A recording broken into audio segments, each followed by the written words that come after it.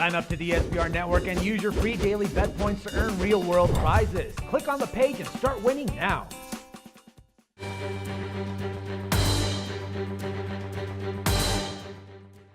Welcome to SBRForum.com's preview of the Pittsburgh Penguins and Columbus Blue Jackets Game 2. Now, Game 1 was pretty entertaining for about 2 periods, then it kind of got dull in the third.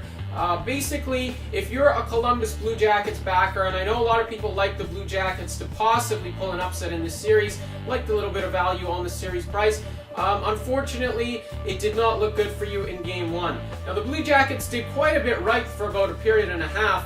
You could even say for 2 periods, but really, they had an early lead, 1-0. They were up 2-1. They were up 3-1. Eventually, it really didn't matter. And to be honest, it didn't look like a 3-1 lead was significant at any point, as Pittsburgh was just ready to come from behind. They looked like they were, in control, even though they were behind in this game. And that's a bad sign for the Columbus Blue Jackets, because a 3-1 goal, a 3-1 lead, especially with a goaltender like Sergei Bobrovsky in the playoffs, you've got to make that count, especially on the road. You're not going to get many chances to steal ones on the road, especially against a team like Pittsburgh. And to be quite fair with you, the Blue Jackets blew it. The issue with the 3-1 lead is that it didn't hold at all. It was 3-1 early in the second, and before you knew it, it was 3-3. And that's kind of how the game went for the most part for Columbus. Their leads didn't look very safe. The Blue Jackets at no point looked like they're in control, and that's a bad sign, because when you take a look at the Pittsburgh Penguins and what they did in Game 1, they've got a lot of room for improvement. I don't think that Columbus has that level or that room for improvement, and I think this is really going to be a one-sided series going forward. Now, what I mean with the Penguins is, look, they scored 4 goals. Evgeny Malkin and Sidney Crosby only each had 1 assist. When the Pens are scoring 4, you're figuring at least one of those guys has a multi-point game. No, actually that wasn't the case.